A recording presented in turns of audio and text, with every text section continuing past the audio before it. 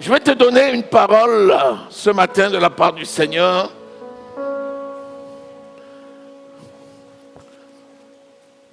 Sois fidèle jusqu'à la mort. Sois fidèle jusqu'à la mort. Alléluia. Le commencement d'une chose est bien, mais la fin de cette chose est mieux. Il dit, vous n'avez pas encore résisté jusqu'au sang. Sois fidèle jusqu'à la mort. Nous avons été équipés du Saint-Esprit.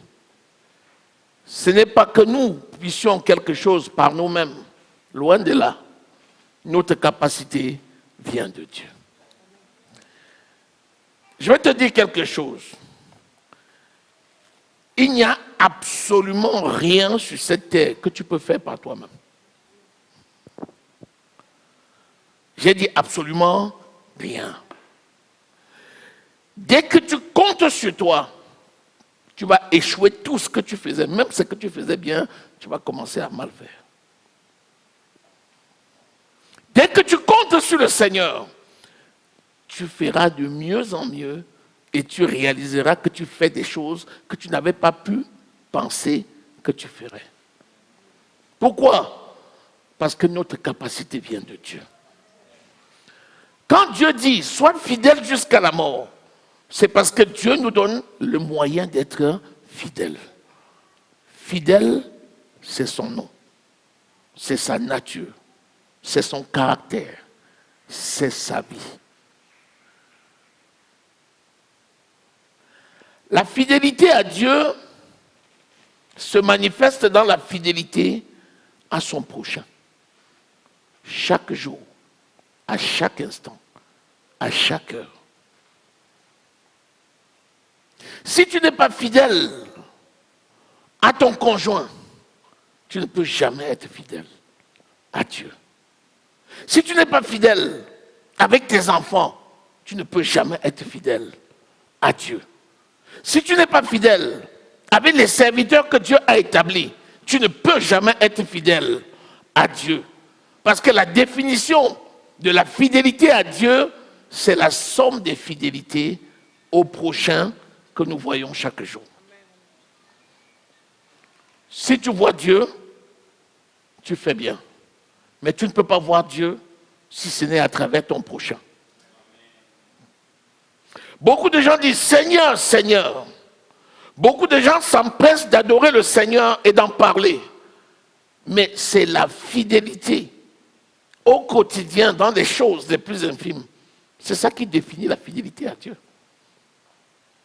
Il dit, si tu n'aimes pas l'homme que tu vois, comment peux-tu prétendre aimer Dieu que tu ne vois pas? Seuls les fidèles, comme le nom l'indique, il nous appelle fidèles, parce que fidèle, c'est son nom. Ceux qui appartiennent à Dieu, ce sont ses fidèles. Donc ce caractère est essentiel pour toute la vie. Dès qu'on perd la fidélité, on a perdu Dieu. Dès qu'on perd la fidélité, on a perdu Dieu. Et cette fidélité à Dieu, c'est par rapport à tous les hommes, qu'ils soient nés de nouveau ou pas. J'ai dit bien, qu'ils soient nés de nouveau ou pas. Si une femme née de nouveau a un mari païen, si elle n'est pas fidèle à son mari païen, elle ne sera jamais fidèle à Dieu. La fidélité à Dieu ne consiste pas à faire un péché. Ça ne consiste pas à faire selon le monde. Ça consiste à faire selon Dieu, vis-à-vis de son prochain, fût-ce un païen. Dieu ne fait exception de personne. Est-ce que tu sais que tous ceux qui sont sur la terre là, est-ce que tu sais que normalement leur nom est tout écrit dans le livre de vie? Est-ce que tu sais que quand quelqu'un arrive sur la terre, son nom est écrit dans le livre de vie? C'est la personne qui peut enlever son nom du livre de vie. S'il refuse Jésus, il enlève son nom du livre de vie. Mais tant qu'il respire, son nom est dans le livre de vie. Jusqu'au jour où il va fermer les yeux. S'il n'a pas accepté Jésus, il efface son nom du livre de vie. La Bible dit, seuls ceux dont le nom a été écrit dans le livre de vie depuis la fondation du monde, ceux-là seront sauvés. Or, Dieu veut que tous parviennent à la connaissance de la vérité et soient sauvés. Donc, un être créé par Dieu sur cette terre a son nom écrit dans le livre de vie. Mais tant qu'il n'accepte pas Jésus, si un jour il meurt sans l'avoir accepté, il efface son nom du livre de vie. Mais tant qu'il vit, il y a de l'espoir. Donc même un païen que vous voyez là, tant qu'il respire encore, son nom est écrit dans le livre de vie, parce que Dieu espère que pendant son pèlerinage sur la terre, il va rencontrer Jésus, il va l'accepter pour sceller son nom dans le livre de vie. C'est pourquoi Dieu ne fait exception de personne. C'est un païen que je n'ai rien à voir avec lui. Donc moi, c'est les enfants de Dieu entre nous. J'ai tout faux. Tout faux. Ton champ missionnaire, ce n'est pas entre les enfants de Dieu. Ton champ missionnaire, c'est avec les païens.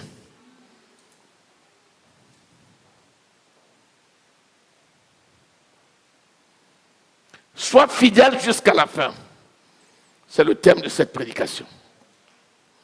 Lisons 2 Chroniques au chapitre 15.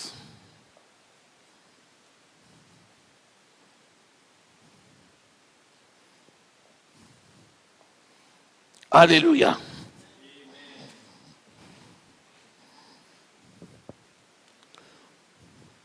Si quelqu'un a la Bible, qu'il prenne. Prenons 2 Samuel.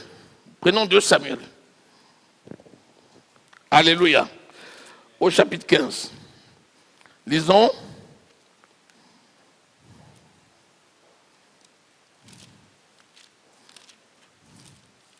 Ça va permettre de fouiller la Bible pour ceux qui n'ont pas l'habitude. Parce que maintenant, tout est électronique.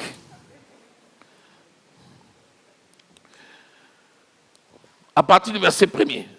2 Samuel 15 lit à partir du verset 1er. Après cela, Absalom se procura un char et des chevaux, ainsi que 50 hommes qui couraient devant lui. Il se levait de bon matin et se tenait au bord du chemin qui conduit à la porte de la ville.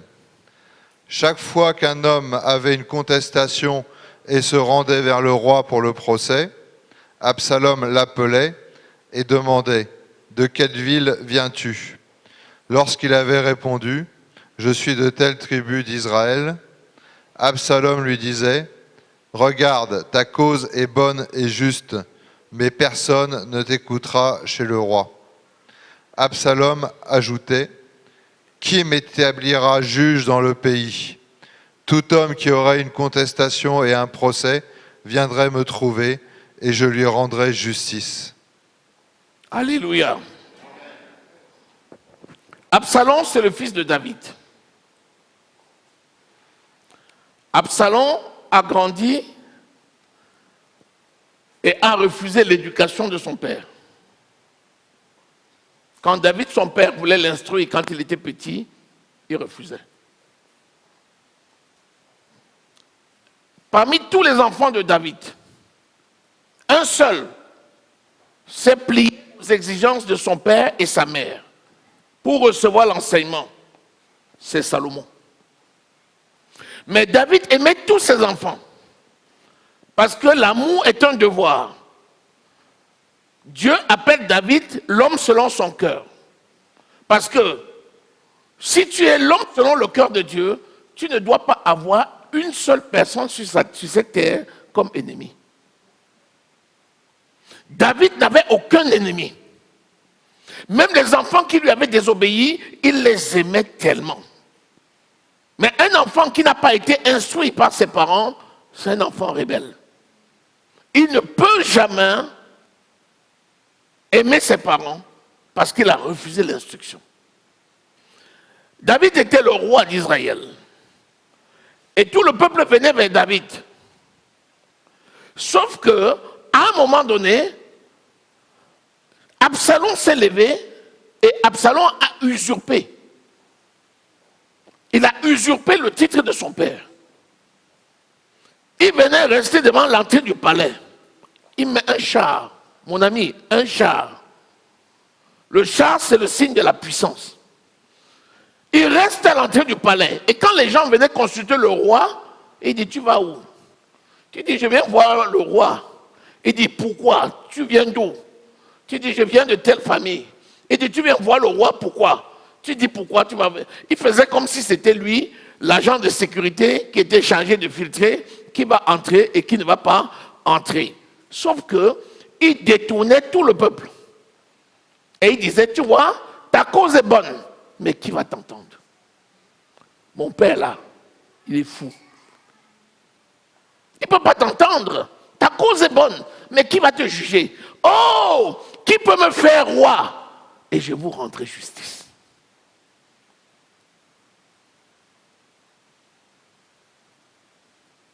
Voilà quelqu'un qui est aimé.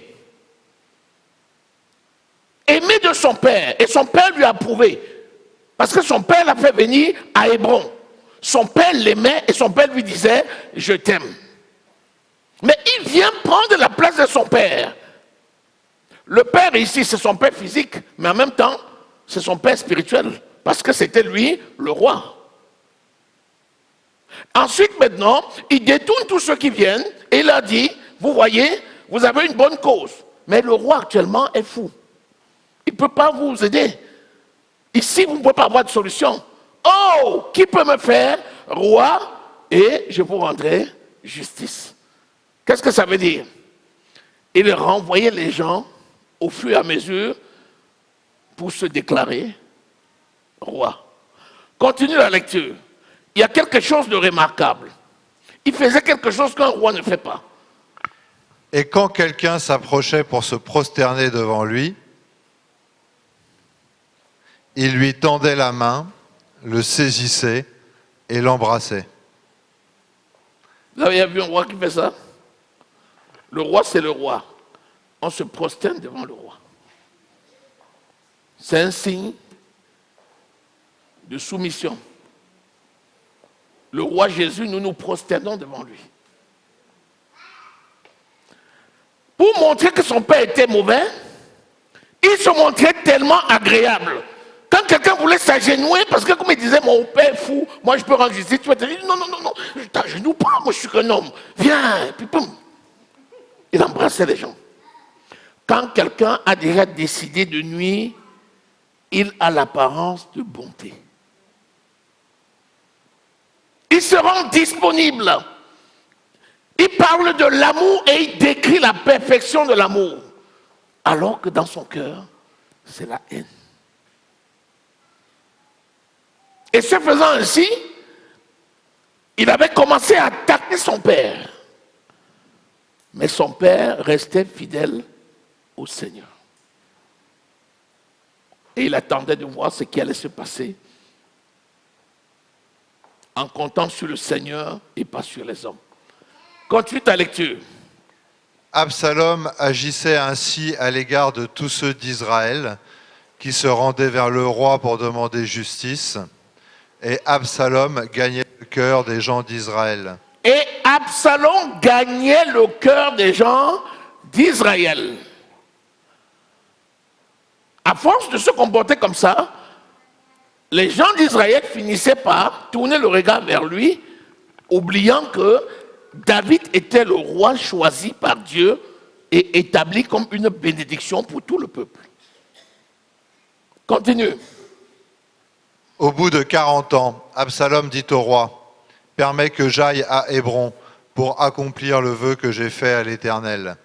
Car ton serviteur a fait un vœu pendant que je demeurais à Guéchour en Syrie. J'ai dit, si l'Éternel me ramène à Jérusalem, je servirai l'Éternel. » Écoutez, il dit, Père, permets-moi d'aller à Hébron.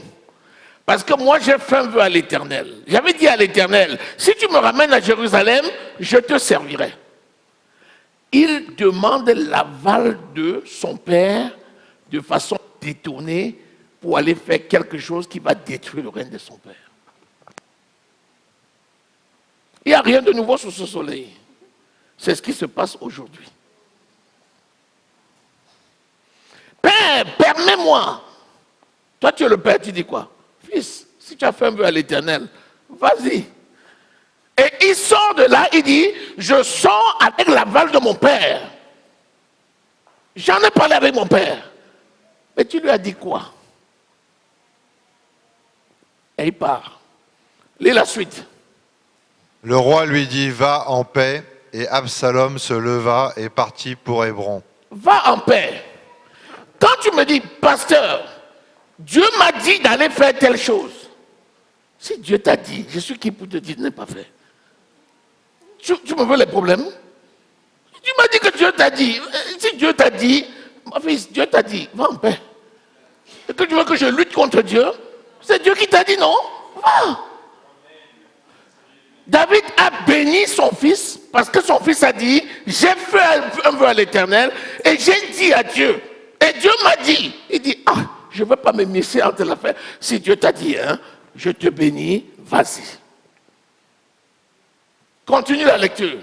Absalom envoya des espions dans toutes les tribus d'Israël pour dire, quand vous entendrez le son de la trompette, vous direz, Absalom règne à Hébron. Absalom règne à Hébron.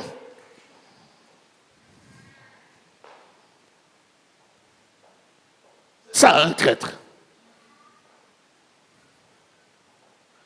Pourtant, il a été béni, hein. Mais dis-moi, la question est la suivante. Est-ce qu'il est venu de façon loyale? Il est venu de façon détournée. Est-ce que son père était sincère quand il le bénissait? Oui.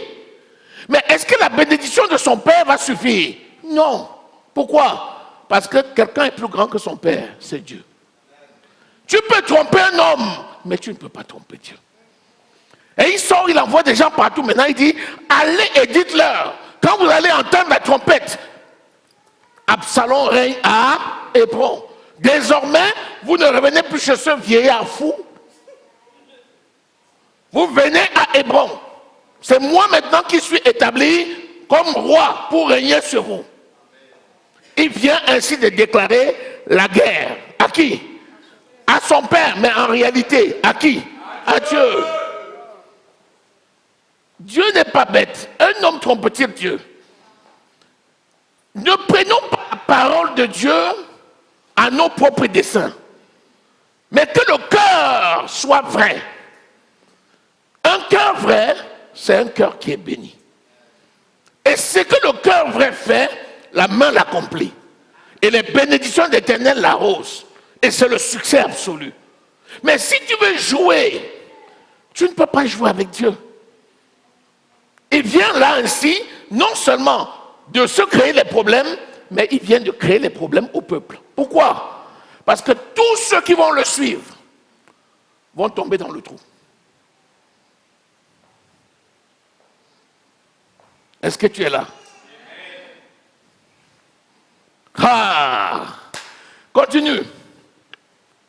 200 hommes de Jérusalem qui avaient été invités accompagnèrent Absalom et ils le firent en toute simplicité, sans rien savoir. Vous voyez? Il le fait en toute simplicité. Ils sont allés naturellement. Pour eux, c'était bon. Pourquoi? Parce que c'était détourné.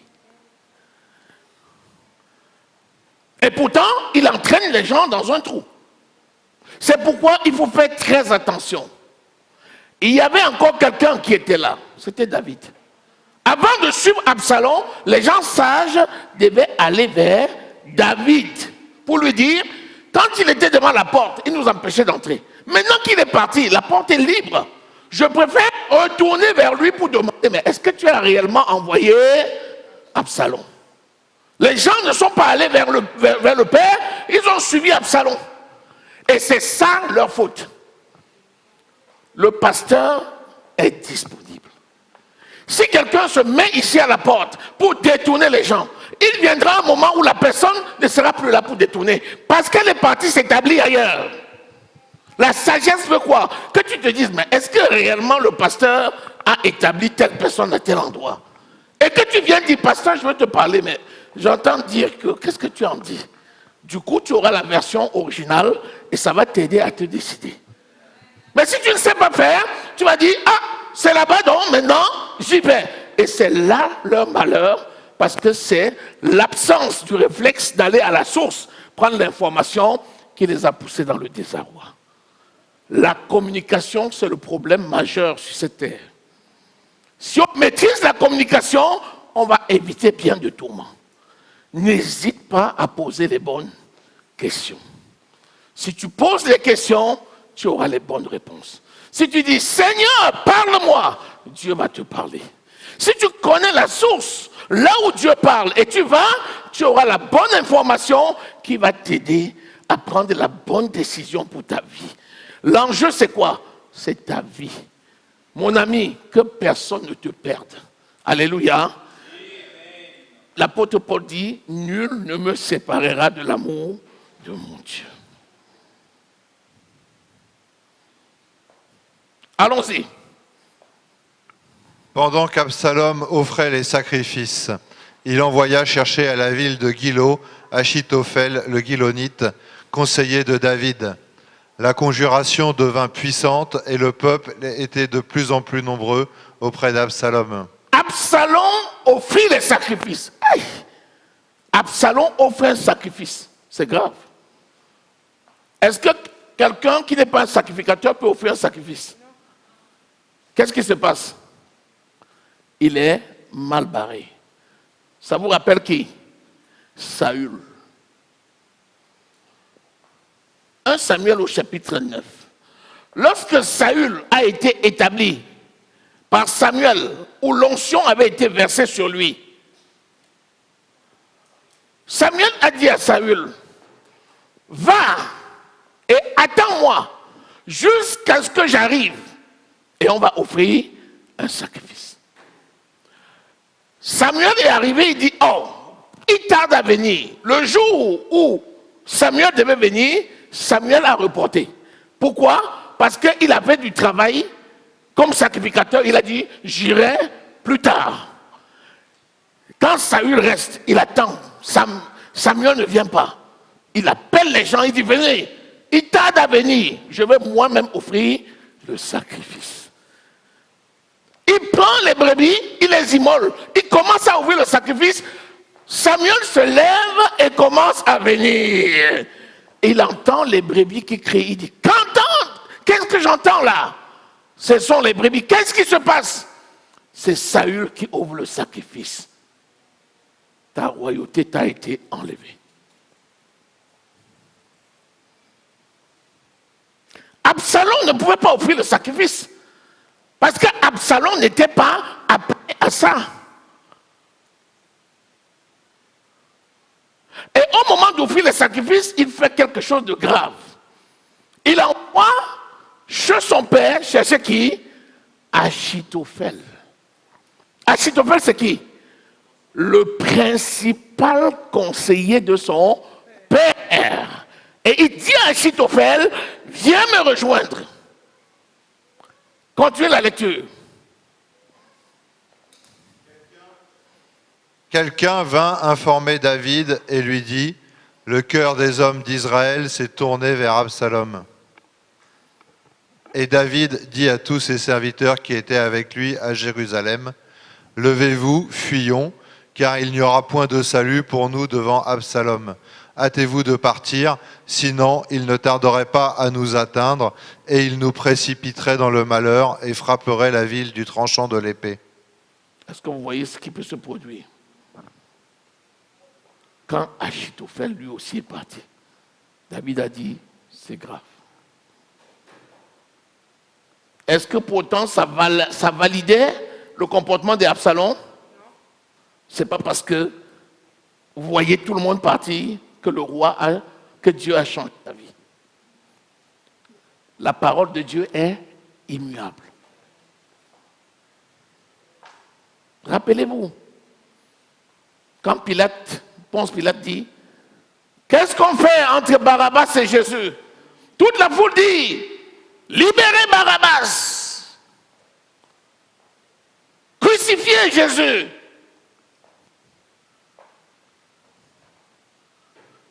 La majorité, n'est-ce pas?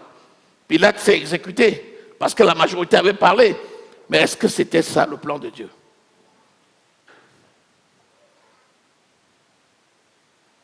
Continue la lecture. Les serviteurs du roi lui dirent, « Tes serviteurs feront tout ce que voudra mon seigneur le roi. » Le roi sortit et toute sa maison le suivait. Alléluia. Et il va partir. Maintenant, il est à la débandade. Le roi est à la débandade. La personne qu'il a tant aimée veut sa vie. Vous voyez? Tu peux faire confiance à quelqu'un, c'est la personne qui va prendre le couteau contre toi. C'est la personne qui va prendre le couteau contre toi. La personne qui connaît ta vie, véritablement, c'est celle qui va prendre le couteau contre toi. Prenons 2 Samuel, lis le verset 31. Lis là, d'abord ça, verset 31. 1 Samuel 15, lis le verset 31.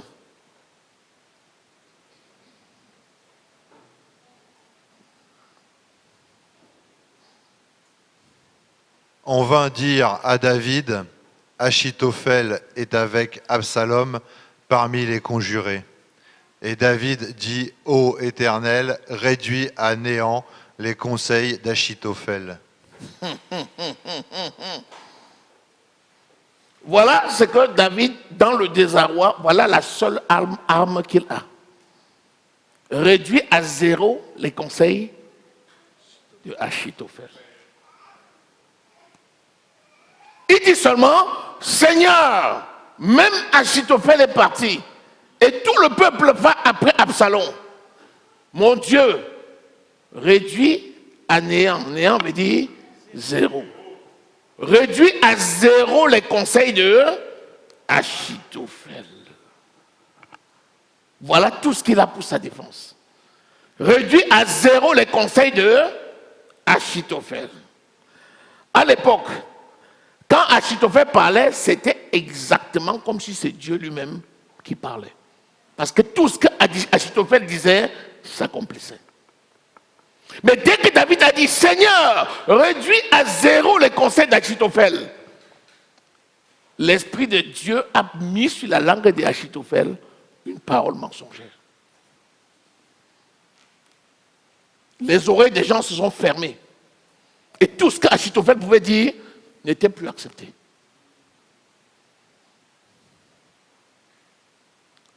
David prie à qui? À Dieu. Et c'est Dieu qui agit. C'est la preuve quoi? Il n'y a que Dieu seul qui peut combattre pour toi. Quand tu es attaqué, regarde au Seigneur. Quand tu es accablé, regarde au Seigneur. Quand ils viennent contre toi pour te détruire, regarde au Seigneur. Et l'Esprit de l'Éternel ira contre eux pour les bloquer. Tu ne devras ton salut que dans la confiance que tu fais à l'Éternel. C'est pourquoi ne déplace pas tes regards. Ne pense pas que tu es assez intelligent pour contrôler tous ceux qui sont autour de toi. Tu ne peux pas. Tu ne peux pas. Tu ne peux pas. Mais le Saint-Esprit peut. Il connaît tous ceux qui sont autour de toi. Il connaît. Donc, le Saint-Esprit veille sur toi. Il te garde, il te préserve. Alléluia. Que le nom de l'Éternel soit glorifié. Acclame le Seigneur.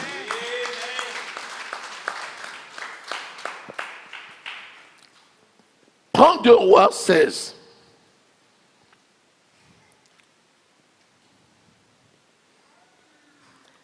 Lis à partir du verset 23.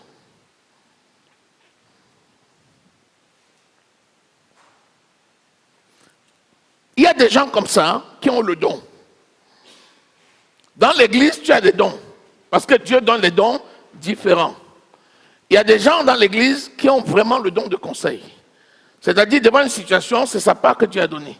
Il dit, faisons comme ça. En général, quand il dit, ça marche. Jusqu'à ce que toute l'église sait que quand il y a une situation, quand la personne prend la parole, souvent, ses conseils sont avisés. On sent que c'est le sage qui parle, ça marche. La personne est identifiée comme telle. C'est son appel.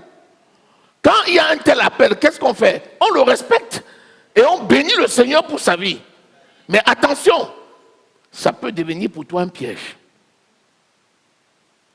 C'est pour ça que quand Dieu t'utilise dans un domaine, prie beaucoup pour rester humble. Et laisse que le Seigneur soit glorifié au travers de ce qu'il fait pour ta vie. Sinon, ta bénédiction deviendra pour toi une occasion de chute. Lis le verset 23. Il n'y a pas de verset 23, papa. 2. Oui. 2 Rois 15, lis le verset 23.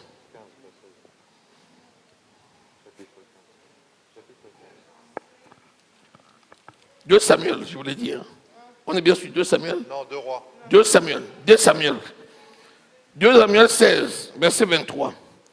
Les conseils donnés en ce temps-là par Achitophel avaient autant d'autorité que si l'on avait consulté Dieu lui-même. Les conseils donnés par Achitophel avaient autant d'autorité que si on avait conseillé Dieu lui-même. Quand Achitophel parlait, c'était oui et amen.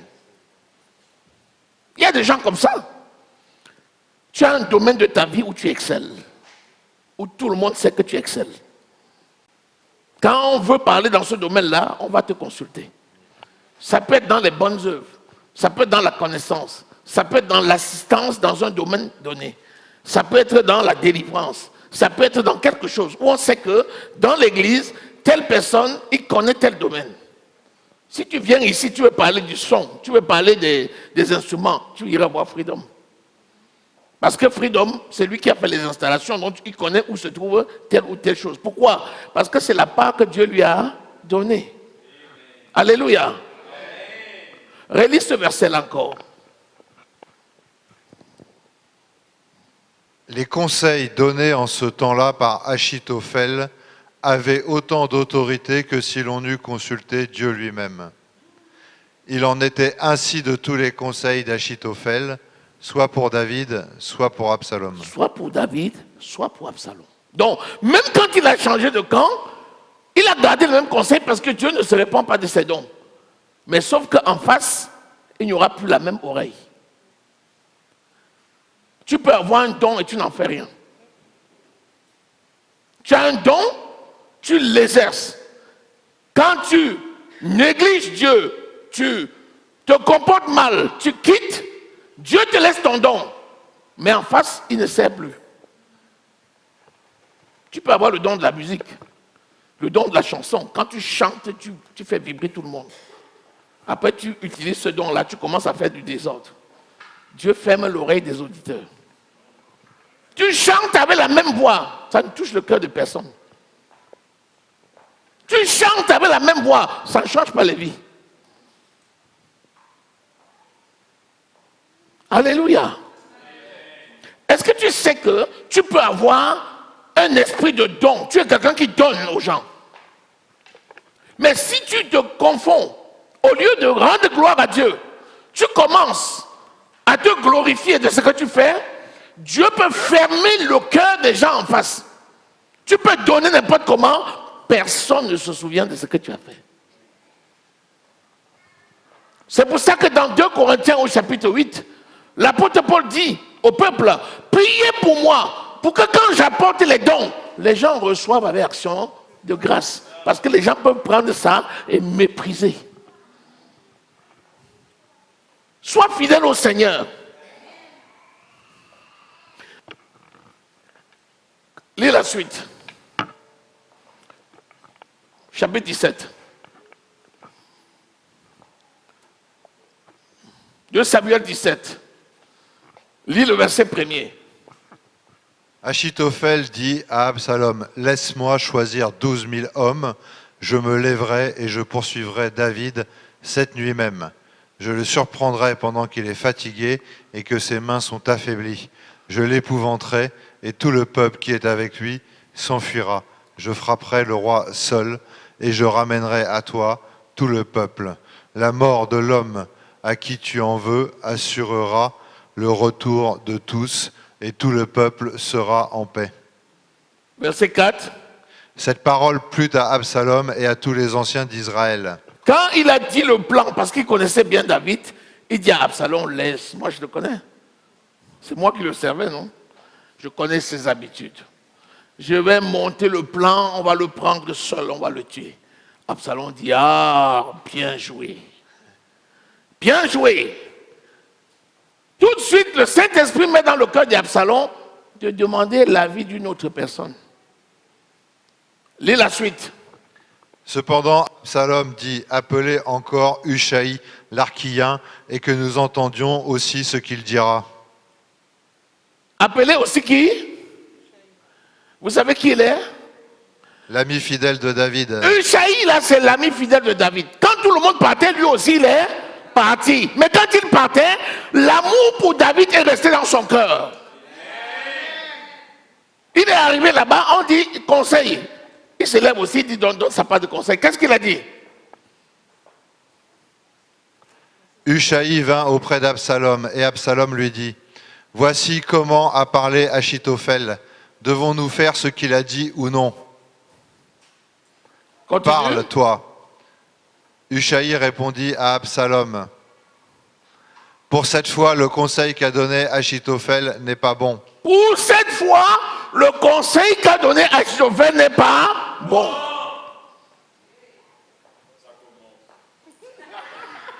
Achitophel ne pouvait pas s'imaginer que quelque chose conteste son conseil. Parce que quand il parlait, c'est Dieu qui avait parlé. Alors, il avait donc le pouvoir de vie ou de mort, y compris sur un oint de l'Éternel. Que personne ne te trompe. Tu ne peux pas te lever contre un oint de l'Éternel. Tu vas échouer. Parce que la confusion va venir où? Dans ton camp même. Quand tu t'attaques à l'œuvre de Dieu, tu formes un camp. Ceux-là, Dieu va tourner leur cœur. Ils vont tourner leurs armes. Ils vont commencer à s'entretuer.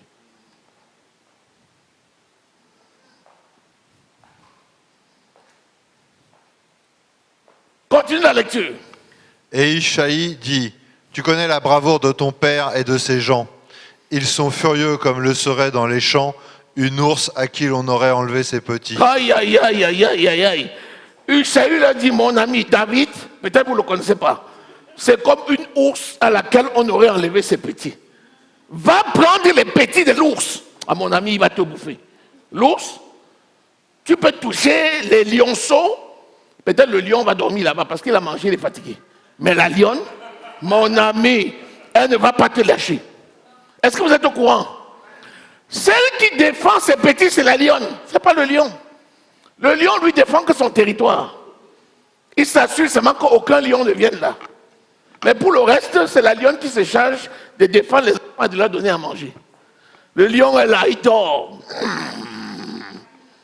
S'il écoute l'odeur d'un lion quelque part, il s'en va le combattre.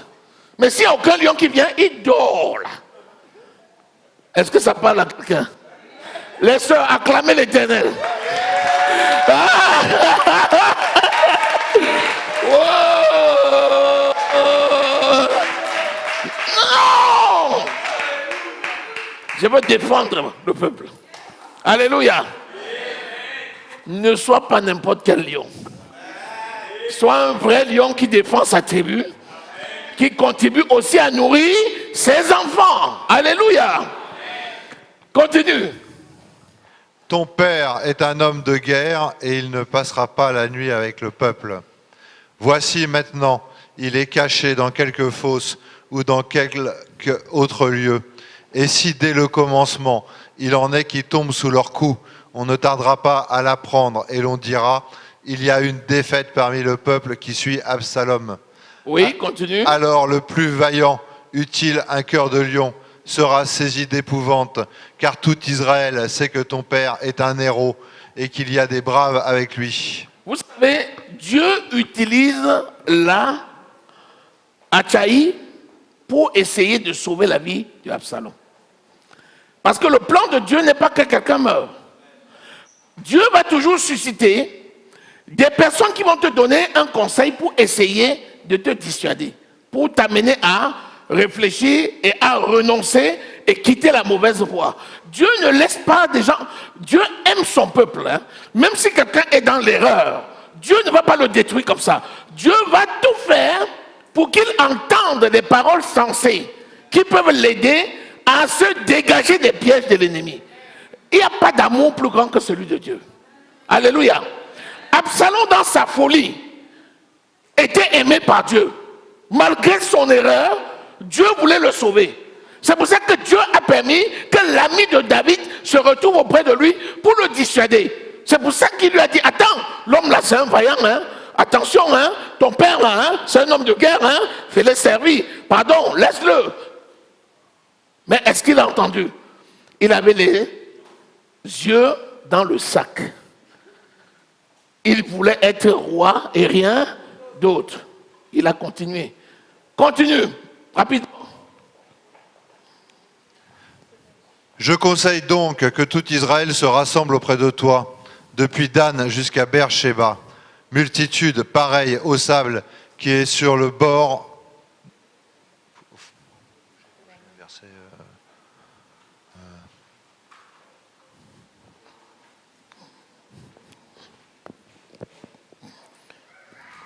Oui. Pareil au sable qui est sur le bord de la mer, tu marcheras en personne au combat. Nous arriverons à lui en quelque lieu que nous le trouvions, et nous tomberons sur lui comme la rosée tombe sur le sol, et pas un n'échappera, ni lui, ni aucun des hommes qui sont avec lui. Oui. S'il se retire dans une ville, tout Israël portera des cordes vers cette ville, et nous la traînerons au torrent jusqu'à ce qu'on ne trouve plus une pierre. Absalom et tous les gens d'Israël dirent, le conseil de Hushaï l'Archien vaut mieux que le conseil d'Achitophel. Or, l'Éternel avait résolu d'anéantir le bon conseil d'Achitophel afin d'amener le malheur sur Absalom. Vous voyez? Dès qu'il n'a pas écouté l'ami de David, Dieu a dit, maintenant, je vais utiliser Achitophel pour tuer Absalom. Achitophel devient le chemin pour la mort de Absalom. C'est pourquoi ne fais pas le mal. Crains Dieu, aime ton prochain, respecte les gloires, bénis l'Éternel pour la vie de ton prochain. Si ton prochain a de la réussite, bénis le Seigneur et Dieu te donnera la réussite. Ne t'oppose pas à Dieu. Si tu luttes contre un ou un de l'Éternel, tu as lutté contre Dieu. Qu'est-ce qu'il dit? Je suis venu chez vous, vous ne m'avez pas donné à manger. Je suis arrivé chez vous, vous ne m'avez pas donné à boire. J'étais nu, vous ne m'avez pas vêtu. J'étais étranger, vous ne m'avez pas recueilli. J'étais en prison, vous n'êtes pas allé me voir. Seigneur, quand avons-nous vu dans ces conditions et nous sommes pas allés vers toi? Chaque fois que vous ne l'avez pas fait à l'un de ses plus petits enfants, c'est à moi que vous ne l'avez pas fait. Et c'est comme ça que et Absalom et Achitophel vont mourir. Pourquoi Achitophel meurt? Parce qu'il est tellement contrarié que quelqu'un l'a contredit. Il y a des gens à qui on ne peut pas parler. Quoi? Tu connais? Tu connais qui je suis?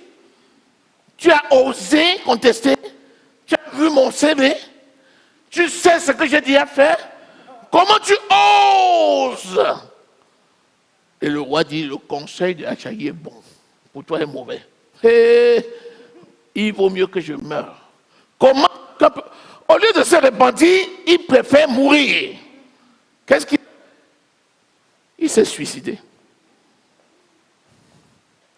Il ne pouvait pas accepter que quelqu'un le contredise. Quand tu es déjà dans la rébellion, ton orgueil dépasse ce que l'on peut entendre. Quelqu'un ne peut plus te donner un conseil. Il y a des gens, on ne leur parle plus. Dès que tu le parles, je connais. Dès que tu dis, je sais. Dès que tu dis, je connais. Dès que tu dis, je sais. Tu sais. Fais alors. Il dit, laisse, tu es qui pour m'instruire? L'orgueil. L'orgueil. L'orgueil précède la chute. Alléluia. Ce conseil que je te donne aujourd'hui, de grâce, accepte ce conseil. Prends-le pour toi. Applique ce conseil dans ta vie. Tu vas voir, tu auras une vie longue et heureuse sur terre. Mais si tu te comportes comme Absalom, tu ne comprendras plus personne. Et si tu ne comprends personne, tu vas te perdre. Et tu vas mourir. Alléluia. Continue la lecture.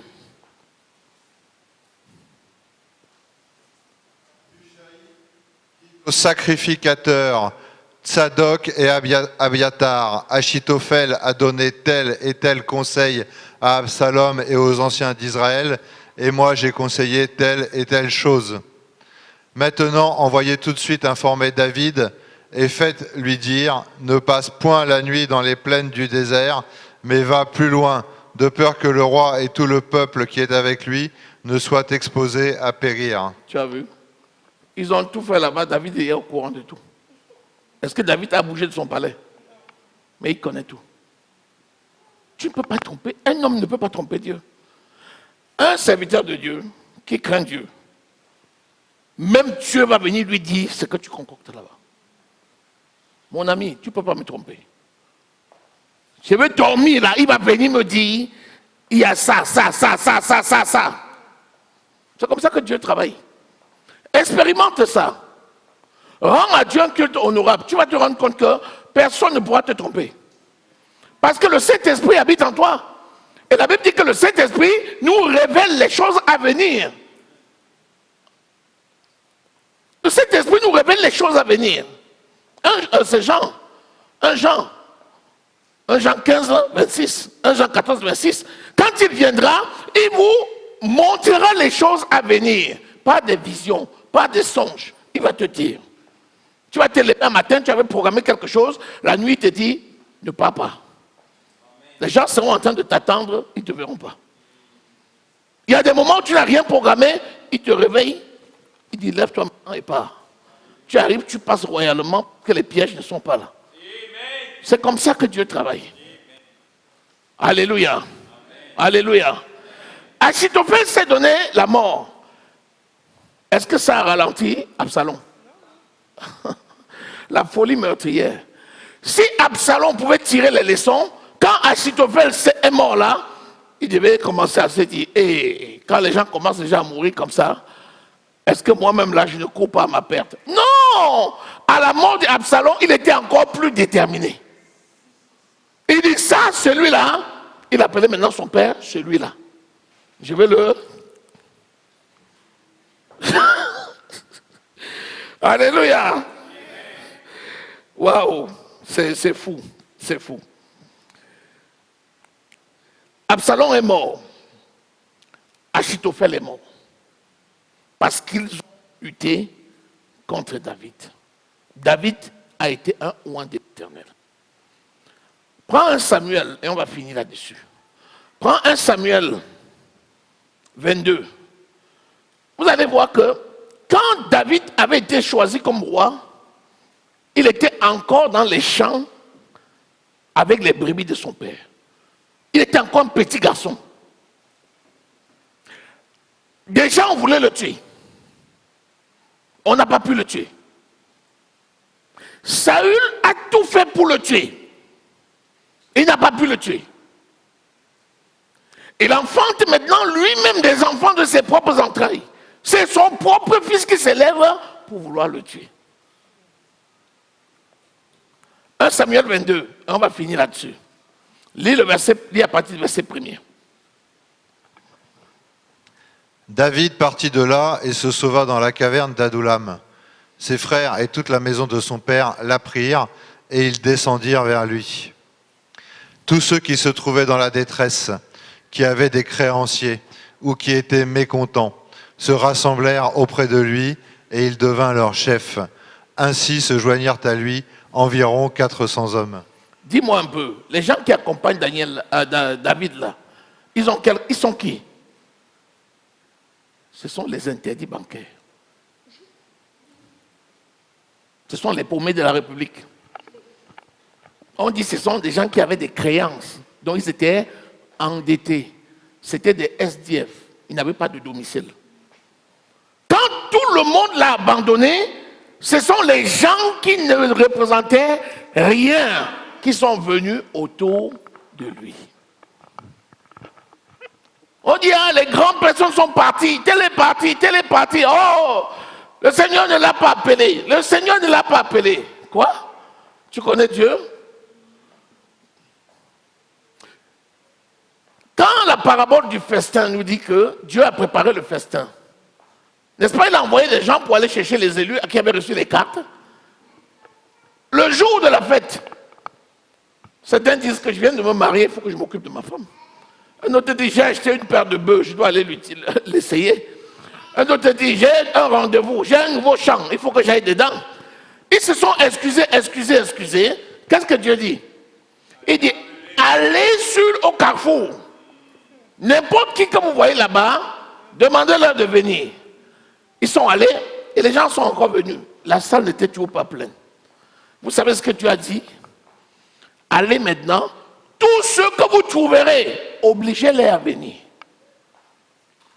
Dieu peut donner la vie à quelqu'un par force, pour remplacer quelqu'un qui a refusé. Quand Dieu fait son œuvre, s'il t'appelle à faire l'œuvre, si tu refuses et tu t'en vas, Dieu va permettre à quelqu'un qui n'était pas destiné à ça de le faire. Dieu peut même transporter quelqu'un. La personne ne sait même pas où il va. Il vient, il entre. Et c'est quand il est sur place que Dieu lui dit, je t'envoie ici pour faire telle chose.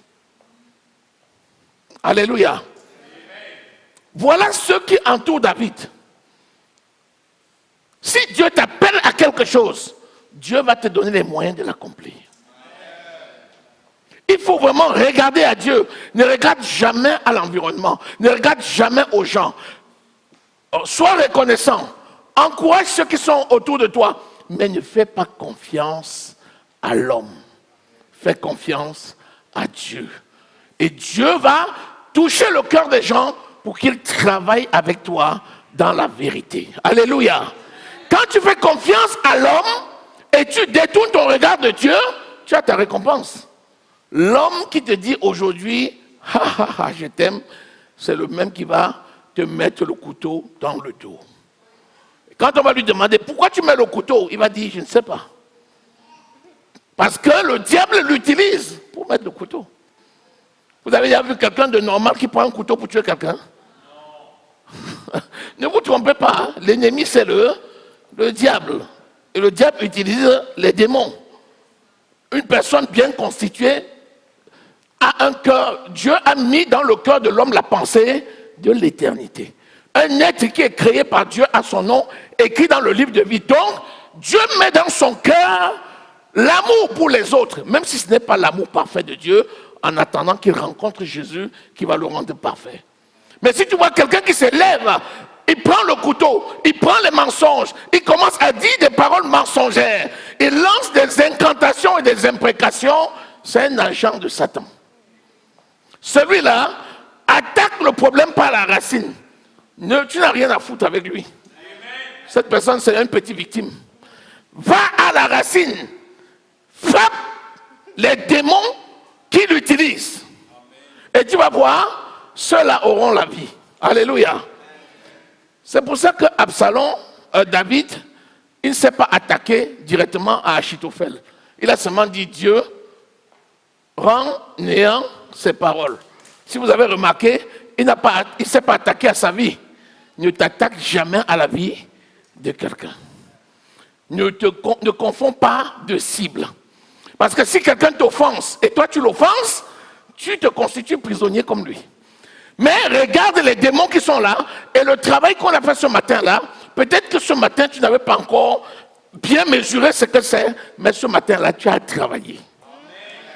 Tu as bossé. Et c'est comme ça qu'il faut continuer. Alléluia.